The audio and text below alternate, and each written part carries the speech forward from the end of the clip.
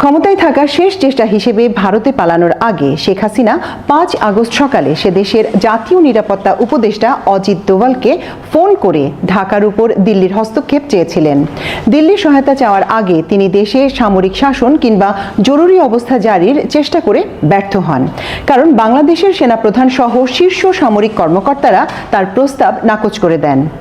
সংশ্লিষ্ট নির্ভরযোগ্য একাধিক সূত্র থেকে এ তথ্য জানা গেছে।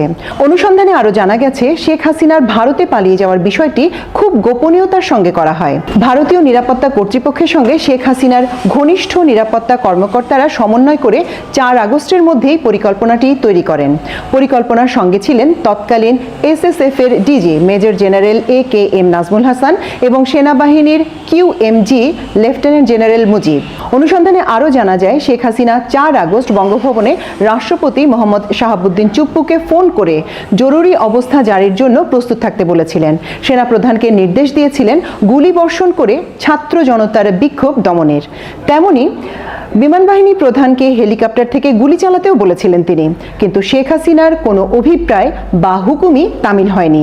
শেষ পর্যন্ত তাকে প্রাণ রক্ষার জন্য সুটকেস গুছিয়ে ৪৫ মিনিট সময় বেঁধে দেওয়া হয় মাত্র। গণভবনে দুপুরের খাবার রান্না করা ছিল, কিন্তু খাওয়ার সময়ও ছিল না। বিমানবাহিনীর C-130J বিমানে করে ভারতে পালিয়ে যেতে হয়েছে। এ সময় তিনি 14টি সুটকেস সঙ্গে করে নিয়ে যান এবং সুটকেসগুলো ঠিকঠাকভাবে বিমানে উঠেছে কিনা সে ব্যাপারে নিশ্চিত হন। শেখ হাসিনার সঙ্গে বিমানে করে আরও পালিয়েছেন তার বোন শেখ রেহানা, জেনারেল অবসরপ্রাপ্ত তারেক সিদ্দিকী ও তার স্ত্রী এবং একটি শিশু মেয়ে। শেখ হাসিনা পালায় না, এই দম্ভক্তির 10 দিনের মাথায় শেখ হাসিনা এভাবে পালিয়ে যান ভারতে। 15.5 বছর দোর্দণ্ড প্রতাপে ক্ষমতায় টিকে থাকা একজন প্রধানমন্ত্রী এভাবে দেশ ছেড়ে পালিয়ে যাবেন, এটা কেউ ভাবতেই পারেনি। বাংলাদেশের ইতিহাসে এর আগে ক্ষমতাচ্যুত হওয়ার পর কোনো ব্যক্তি এভাবে দেশ ছেড়ে পালিয়েছেন তার নজির নেই। শেখ হাসিনা ভারতে পালিয়ে যাওয়া এবং 3 থেকে 5 আগস্ট পর্যন্ত গণভবন ও ঢাকা সেনানিবাসে কি ঘটেছিল সে বিষয়ে অনুসন্ধান চালায় আমার দেশ।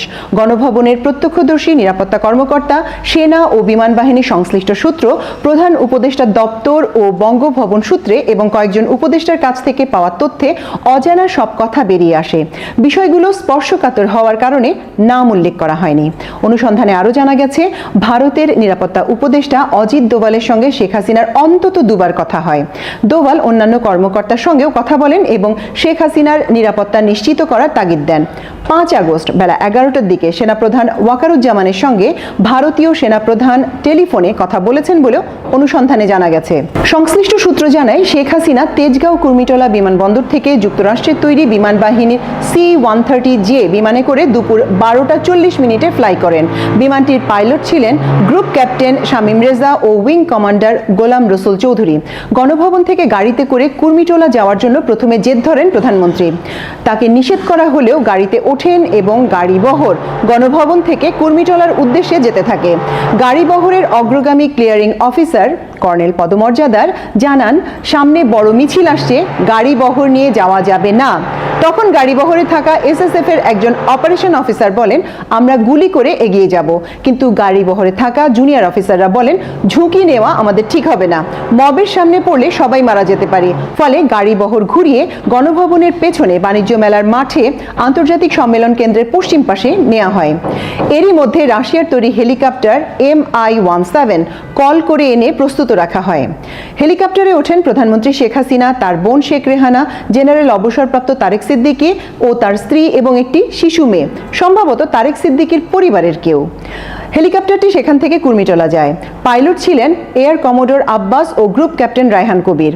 হেলিকপ্টারটি 12টা 30 মিনিটে কুর্মিটোলায় পৌঁছালে বেস কমান্ডার হিসেবে দায়িত্বে থাকা এয়ার ভাইস মার্শাল ABM আওয়াল তৎকালীন প্রধানমন্ত্রী শেখ হাসিনাকে রিসিভ করেন। এ সময় উইং কমান্ডার জাকি আনোয়ার গণভবন থেকে সঙ্গে আনা শেখ হাসিনার 14টি সুটকেস বিমানে উঠিয়ে দেন। এ সময় শেখ হাসিনা কারোর সঙ্গে কোনো কথা বলেননি, শুধু সুটকেসগুলোর খোঁজ নেন সবগুলো বিমানে উঠেছে কিনা। সঙ্গে বিমানে আরও ওঠেন DG SSF এর 3 থেকে 4 জন কর্মকর্তা এবং ফ্লাইট লেফটেন্যান্ট পদবীর একজন লেডি কর্মকর্তা। কুর্মিটোলা পৌঁছার 10 মিনিটের মধ্যে শেখ হাসিনা, শেখ রেহানা ও তারেক সিদ্দিকীকে নিয়ে বিমানটি উড্ডয়ন করে। এ সময় সিভিল অ্যাভিয়েশন কর্তৃপক্ষ শাহজালাল আন্তর্জাতিক বিমানবন্দরে সব ধরনের বিমানের ওঠানামা বন্ধ করে দেয়। C-130J বিমানটি ট্রান্সপন্ডার বন্ধ করে উড্ডয়ন করে, যাতে রাডারের সঙ্গে যোগাযোগ সংযোগ না হয়।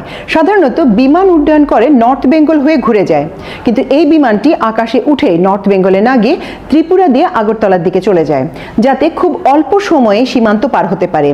এরই মধ্যে ভারতীয় কর্তৃপক্ষের ক্লিয়ারেন্স পেয়ে বিমানটি সরাসরি দিল্লি চলে যায় এবং নামে দিল্লির উপকণ্ঠে উত্তরপ্রদেশের গাজিয়াবাদের হিন্দন বিমান ঘাঁটিতে।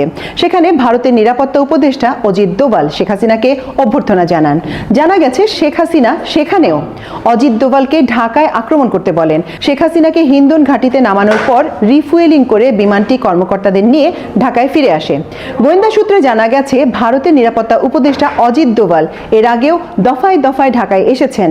বিশেষ বিমানে করে তিনি আসতেন, গণভবনে যেতেন, কিন্তু তার আসা যাওয়ার কথা গোপন রাখা হতো। নির্ভরযোগ্য সূত্রগুলো থেকে আমার দেশ নিশ্চিত হয়েছে যে শেখ হাসিনার সঙ্গে ঘনিষ্ঠ তৎকালীন SSF এর DG major general AKM Nazmul Hasan এবং সেনাবাহিনীর QM জেনারেল মুজিব হাসিনার পালানোর পরিকল্পনা করেন। জেনারেল অবসরপ্রাপ্ত তারেক সিদ্দিকী এ ব্যাপারে ভারতের নিরাপত্তা উপদেষ্টা অজিত দোভালের প্রয়োজনীয় গাইডলাইন নেন। শেখ হাসিনা বাংলাদেশের কোনো বিমানে করে যেতে চাচ্ছিলেন না, তিনি ভারত থেকে বিমান এনে যেতে চেয়েছিলেন, কিন্তু সে দেশের কর্তৃপক্ষ থেকে জানানো হয় ভারত বিমান পাঠাতে পারবে না। এটা করা হলে আন্তর্জাতিক ক্রাইসিস সৃষ্টি হবে। এরপর সিদ্ধান্ত হয় বিমান বাহিনীর বিমানে করেই শেখ হাসিনা পালাবেন। আরও সিদ্ধান্ত হয় সার্বিক নিরাপত্তার স্বার্থে ঢাকা হজরত শাহজালাল আন্তর্জাতিক বিমানবন্দরে কিছু সময়ের জন্য অন্যান্য বিমানের ওঠানামা বন্ধ রাখা হবে। রাডারে যাতে বিমানটি ধরা না পড়ে সেজন্য এর ট্রান্সপন্ডার অফ করে রাখা হবে। এছাড়া বিমানটি ফ্লাই করার আগে যাতে খবরটি লিক হয়ে না যায় এবং শেখ হাসিনার গতিবিধি যাতে সামাজিক যোগাযোগ মাধ্যমে ছড়িয়ে না পড়ে সেজন্য আগে থেকেই ইন্টারনেটও বন্ধ রাখা হয়। ওই দিন সকাল 9:30 থেকে ইন্টারনেট বন্ধ রাখা হয়। শেখ হাসিনা পদত্যাগ করে কুমিল্লা ক্যান্টনমেন্টে কিংবা গোপালগঞ্জে যাচ্ছেন বলেও দুটি খবর ছড়িয়ে দেওয়া হয়। ভারতে পালিয়ে যাচ্ছেন এই আসল খবরটি যাতে জানাজানি না হয় সেজন্য এভাবেই প্রতারণা করে দৃষ্টি অন্যদিকে নেয়ার চিন্তা করা হয়। গণভবনে 4 আগস্টের রাত্রে ছিল খুবই উত্তেজনাপূর্ণ ও ভয়ঙ্কর। এই রাতে নিরাপত্তা বাহিনীর শীর্ষ কর্মকর্তাদের সঙ্গে প্রধানমন্ত্রী শেখ হাসিনা কয়েক দফা বৈঠক করেন। তিনি বৈঠক করেন মন্ত্রী, দলের শীর্ষ নেতা ও বিভিন্ন পর্যায়ের ব্যক্তির সঙ্গে। বৈঠকের রাগারাগি ও উত্তপ্ত বাক্য বিনিময় হয়। রাত 12টা থেকে সোয়া 12টার দিকে 3 বাহিনী প্রধানের সঙ্গে বৈঠকে প্রধানমন্ত্রীর সঙ্গে ছিলেন তার নিরাপত্তা উপদেষ্টা জেনারেল অবসরপ্রাপ্ত তারেক সিদ্দিকী। সে বৈঠকে পদত্যাগের বিষয়টি ওঠানো হলে প্রধানমন্ত্রী ক্ষুব্ধ হয়ে বলতে থাকেন, যা হবার হবে, তিনি ক্ষমতা ছাড়বেন না। শেখ হাসিনা সেনাপ্রধানকে মেরুদণ্ড শক্ত করে কঠোর হয়ে বিক্ষোভ দমনের নির্দেশ দেন। জেনারেল তারেক সিদ্দিকী শেখ হাসিনাকে সমর্থন জানিয়ে বলতে থাকেন, সেনাবাহিনী গুলি চালিয়ে কিছু লোককে মেরে ফেললে বিক্ষোভ এমনিতেই দমন হয়ে যাবে। বিমান বাহিনী হেলিকপ্টার থেকে গুলি চালানোর কথাও তিনি বলেন। এমন পরিস্থিতিতে বৈঠকে উপস্থিত বিমান বাহিনী প্রধান তারেক সিদ্দিকীর উপর ভীষণ রেগে যান এবং প্রধানমন্ত্রীকে উদ্দেশ্য করে বলেন, এই লোকটি আপনাকে ডুবিয়েছে এবং আরও ডোবাবে। ঠিক এ সময় একজন অপরিচিত ব্যক্তি, যাকে ডিউটিরত SSF সদস্যরা চেনেন না, গণভবনে প্রবেশ করলে শেখ হাসিনা সভা শেষ করে দেন। রাত 12:40 3 বাহিনী প্রধান গণভবন ত্যাগ করেন। রাতে গণভবনে পুলিশের IG আব্দুল্লাল মামুন এবং এয়ার ভাইস মার্শাল অবসরপ্রাপ্ত জামাল উদ্দিনও ছিলেন। 5 আগস্ট সকাল 9টায় 3 বাহিনী প্রধান আবার গণভবনে আসেন। এ সময় পুলিশের IG এবং মন্ত্রী পরিষদ সচিব মাহবুবুর রহমানও গণভবনে ছিলেন। বৈঠকে প্রধানমন্ত্রী পুলিশের IG আব্দুল্লাল মামুনকে দেখিয়ে বলেন, ওরা ভালো কাজ করছে, সেনাবাহিনী পারবে না কেন? এ সময় পুলিশের IG বলেন, পরিস্থিতি যে পর্যায়ে গেছে তাতে পুলিশের পক্ষেও আর বেশি সময় এমন কঠোর অবস্থান ধরে রাখা সম্ভব হবে না, কারণ আমাদের আর কিছু করার সামর্থ্য নেই, অস্ত্র গোলা বারুদ আর অবশিষ্ট নেই, ফোর্সও টায়ার্ড হয়ে পড়েছে। সামরিক কর্মকর্তারা প্রধানমন্ত্রীকে আবারও ক্ষমতা ছেড়ে দেওয়ার পরামর্শ দেন। এক পর্যায়ে প্রধানমন্ত্রী রেগে গিয়ে বলেন, তাহলে তোমরা আমাকে গুলি করে মেরে ফেলো এবং গণভবনে কবর দিয়ে দাও। সামরিক কর্মকর্তারা শেখ হাসিনাকে অন্য একটি কক্ষে নিয়ে গিয়ে সামগ্রিক পরিস্থিতি ব্যাখ্যা করে প্রধানমন্ত্রীকে পদত্যাগে রাজি করাতে অনুরোধ করেন। তারা একথা বলেন যে সময় দ্রুত ফুরিয়ে যাচ্ছে, বৈষম্য বিরোধী ছাত্রদের ডাকে লং মার্চ টু ঢাকা কর্মসূচির কারণে গণভবন অভিমুখে ঢাকার চারপাশ থেকে মিছিল আসছে। এ পর্যায়ে শেখ রেহানা প্রধানমন্ত্রীকে বোঝানোর চেষ্টা চালান। এক পর্যায়ে বড় বোন শেখ হাসিনার পা জড়িয়ে ধরেন তিনি, কিন্তু শেখ হাসিনা রাজি হচ্ছিলেন না। পরে জয়ের সঙ্গে কথা বলেন শীর্ষ সামরিক কর্মকর্তারা। জয়কে বলা হয়, প্রাণে বাঁচাতে হলে তার মাকে পদত্যাগ করা ছাড়া উপায় নেই। টাইম একটি ফ্যাক্টর। এখনই সিদ্ধান্ত নিতে হবে। জয় পরিস্থিতি জানার পর মায়ের সঙ্গে কথা বলেন। অবশেষে জয়ের কথায় ক্ষমতা ছেড়ে চলে যাওয়ার সিদ্ধান্ত নেন শেখ হাসিনা। তিনি টেলিভিশনে প্রচারের জন্য একটি ভাষণ রেকর্ড করার ইচ্ছা প্রকাশ করলে সামরিক কর্মকর্তারা অপারগতা প্রকাশ করেন। এ সময় তারা প্রধানমন্ত্রীকে ব্যাগ গোছাতে ৪৫ মিনিট সময় বেঁধে দেন, কারণ গণভবন অভিমুখে লাখ লাখ ছাত্র জনতা যে মিছিল আসছে সে সময়ের মধ্যে পৌঁছে যাবে। ছাত্র জনতার এই স্রোত ছিল ৩৬ দিনের অভাবনীয় আন্দোলনের চূড়ান্ত রূপ। ২৪-এর বিপ্লব, ছাত্র গণ অভ্যুত্থান। সেনাবাহিনী ছাত্র জনতার উপর গুলিবর্ষণ করবে না। ৩ আগস্ট সেনাপ্রধান একথা জানিয়ে দেওয়ার পরই মূলত শেখ হাসিনার রাজত্বের বিদায়ী ঘণ্টা বেজে যায়। ছাত্রদের আন্দোলন নিয়ন্ত্রণে আনতে দেশব্যাপী সেনা মোতায়েন ছিল। আন্দোলন পরিস্থিতি মূল্যায়ন ও ফিডব্যাক নিতে ওই দিন সেনা সদরে বিভিন্ন স্তরের সামরিক কর্মকর্তার সঙ্গে সেনাপ্রধান জেনারেল ওয়াকারুজ্জামান মত বিনিময় করেন। দেশের অন্যান্য ফরমেশনের কর্মকর্তারাও ভার্চুয়ালি ওই সভায় যোগ দেন। শুরুতে আধা ঘন্টার একটা উদ্বোধনী বক্তৃতা করেন সেনাপ্রধান। তিনি সরকারের নির্দেশনায় সিভিল প্রশাসনের সহায়তায় কেন সেনাবাহিনী নিয়োগ করা হয়েছে তা ব্যাখ্যা করেন।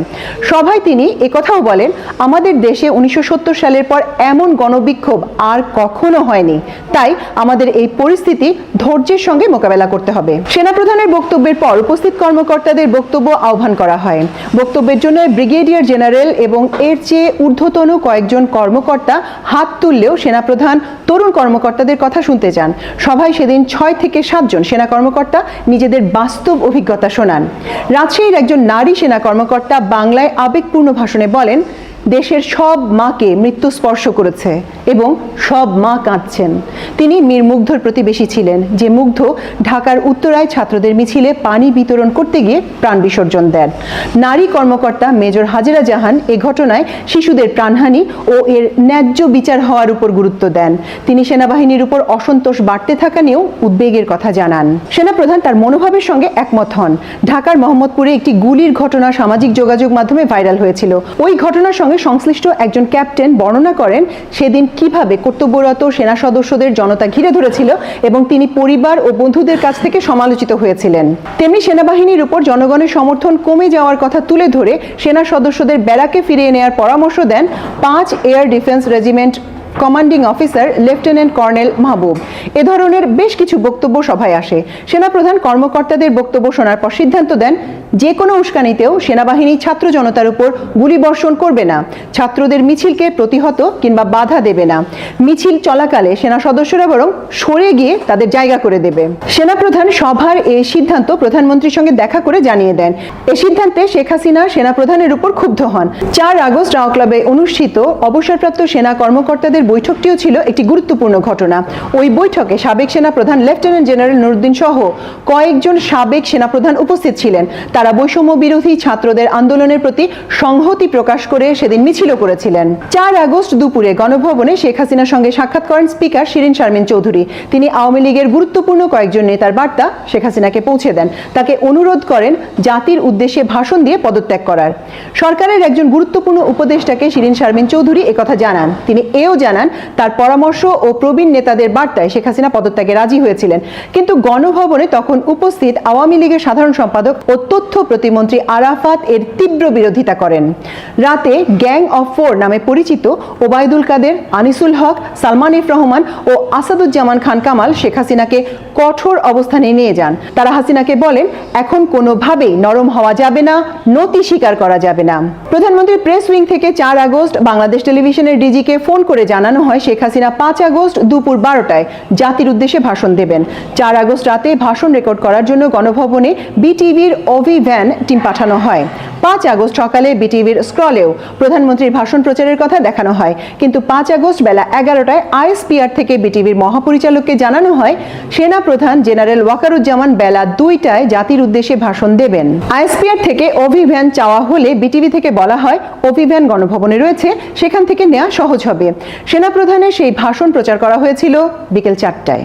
বঙ্গভবন সূত্রে জানা গেছে ৪ আগস্ট শেখ হাসিনা রাষ্ট্রপতি মোহাম্মদ শাহাবুদ্দিন চুপ্পুকে ফোন করে জানান দেশব্যাপী জরুরি অবস্থা জারি হতে পারে, তিনি যেন তৈরি থাকেন। ৫ আগস্ট প্রধানমন্ত্রীর মিলিটারি সেক্রেটারি রাষ্ট্রপতির মিলিটারি সেক্রেটারিকে ফোন করে জানান প্রধানমন্ত্রী যে কোনো সময় বঙ্গভবনে আসতে পারে। প্রিয় দর্শক, অসংখ্য ধন্যবাদ এতক্ষণ আমাদের সঙ্গে থাকার জন্য। আশা করছি শিগগিরই এ ধরনের আরও প্রতিবেদন নিয়ে আপনাদের সামনে আমরা হাজির হতে পারব।